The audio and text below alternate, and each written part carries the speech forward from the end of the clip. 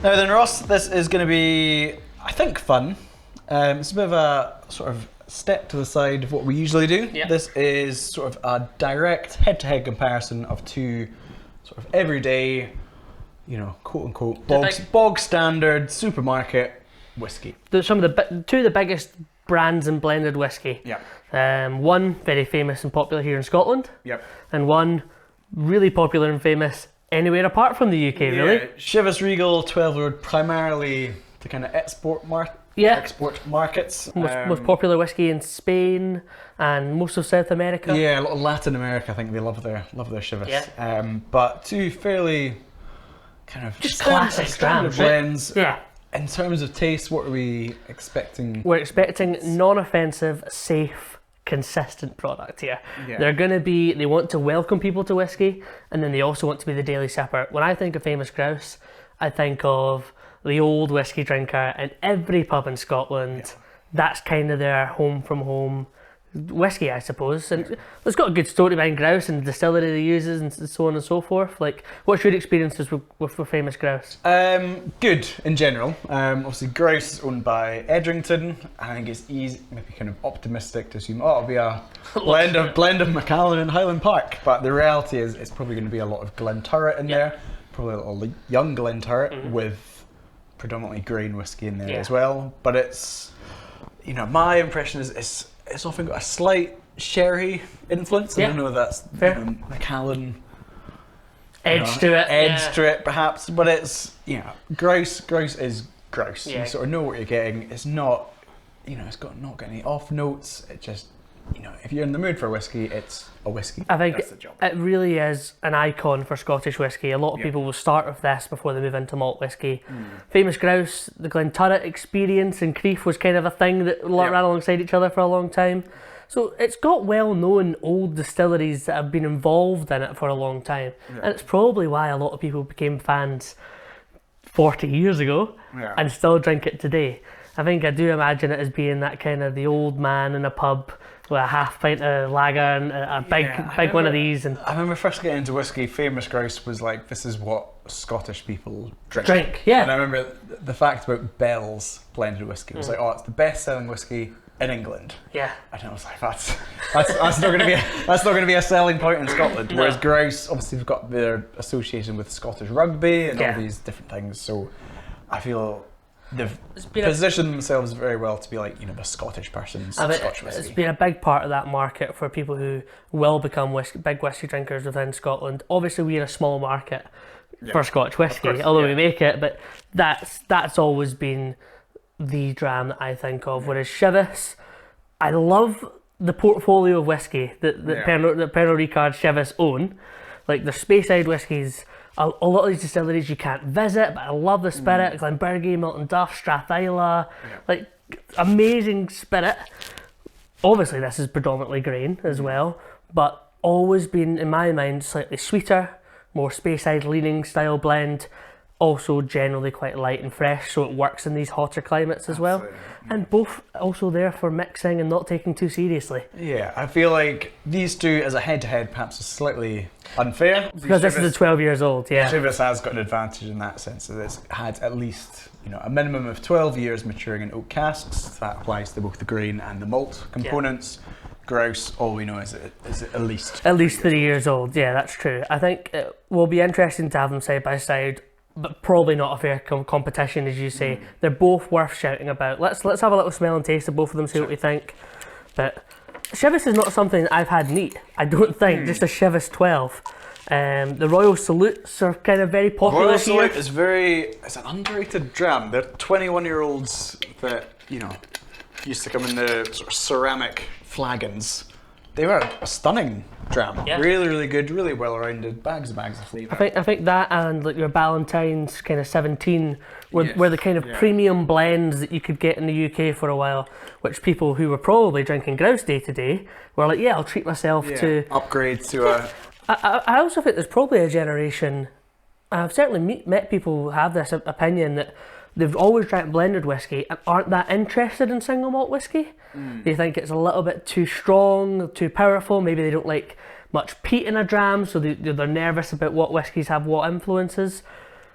these are going to be so consistent. They're quite safe.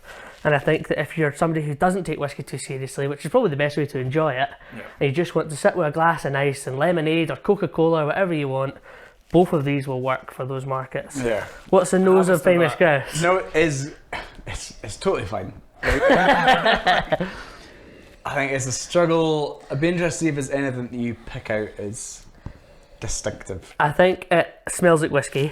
Yeah. And I don't think there's an awful lot more. There's a slight sort of maltiness malty to it, cereal kind of note. Biscuitiness, perhaps. I would agree with you there. I think that almost a kind of barley sugar note, optimistically. We would expect both of these to have a slightly peated element in them as well, being blended whiskies, but you don't get any of that on the nose. No, I think blends of this sort of size, they're going to be very careful not to have any components that might put people off. And that peatiness, that smokiness for some people is invasive. As soon as they taste it, for them it's almost like an off note in whiskey. The palate is really nice. Definitely a sherried influence, actually.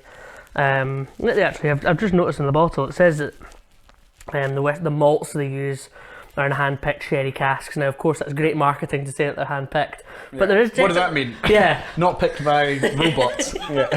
But it does have a pleasant sweetness in the palate. It's way more interesting to me to taste than it is to smell.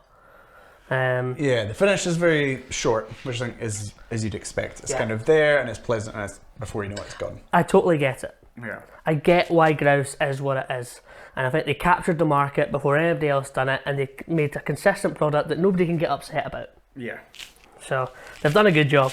Chivas, definitely more going on in the nose. Again, it is a wee bit unfair being 12 years old. But also, I think that's great. If their standard blend is going to be 12 years old, that's a big thing they're able to show off about. I mean, interesting to see if they keep that lasts. Yeah, that lasts. They might go to decision like, actually, Grouse are the margin on Grouse. Is a bit better. Do you think with them being a mostly exported whiskey, they feel that having the 12-year-old is going to convince more people just to pick it up off the shelf? Or yeah, possibly. I think it's that reliance on the age statement is slowly starting to shift. Grouse have had age statement or vintage whiskies done previously, but very irregular. Yeah, they had like 1987 and like random vintage, and I think they had a 12-year-old for a bit and a few different age statements. But if that works, then why? Let's assume this is 3-4 years old. Yeah. It's just going to cost them more time, more money to do elsewhere. I mean, there's thousands of people that as soon as they finish a bottle of Grouse, they go out and buy another bottle of Grouse.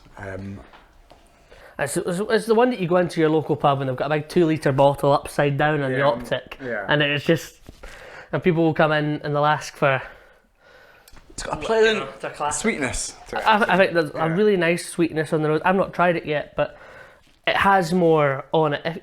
From the nose, I wouldn't guess necessarily it was a blended whiskey. Certainly a low proof Scotch whiskey. But actually, it's on the palate. It just lingers quite a wee bit nicely. long, Actually, Grouse for me just disappears very quickly. I feel like with Chivas you can sip it and taste it and enjoy it, and it's flavourful. And it's got something to it. Grouse, once it's gone, it's gone.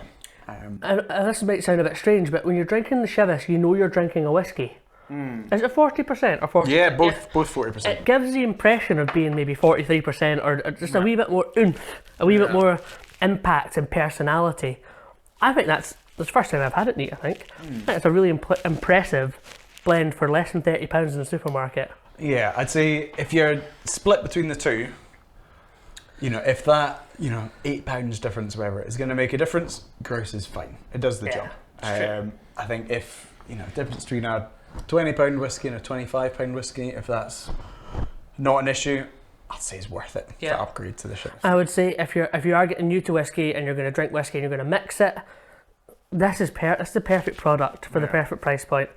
If you're wanting to challenge yourself with starting to drink neat whiskies and drink whiskies maybe with ice and less mixer, this would be a good stepping stone before single malt whiskey, I think. It's not a million miles away from a single malt. I totally agree. Totally agree. I think going from that to obviously a Strathisla 12, see a lot of malt components. Good natural progression. It's got that depth to it. It's got sort of layers to it, but perhaps the famous Grouse doesn't have. I'm impressed by both of them for what they are. Yeah, but this is really actually quite tasty. Yeah, Grouse is pretty forgettable. Chivas is a decent dram. Yeah, if you've had a couple already, Chivas, nothing wrong with it at all. I agree. Right, cheers. Yeah. Thanks so much. Cheers, it was good fun. Interesting overall, Chivas is the winner. Chivas is the but winner. it is unfair. Yeah. Grouse, nothing wrong with it, but it's important. yeah, it's an icon of Scotland. Yeah. I would say, but taste-wise, And how frugal Chivas. they are. Cheers. Cheers. If you've enjoyed this video, don't forget to like and subscribe for more Bevvy content. We want to hear what you think, your best whiskey experiences, the whiskies you want us to try. It's a really exciting journey we're on, so make sure to join us. Download the Bevvy app on Google Play and App Store to keep track of your whiskey journey, connect with your whiskey friends, keep track of your favourites, anything you could ever want to do with whiskey, all in one place. It's the definitive whiskey companion.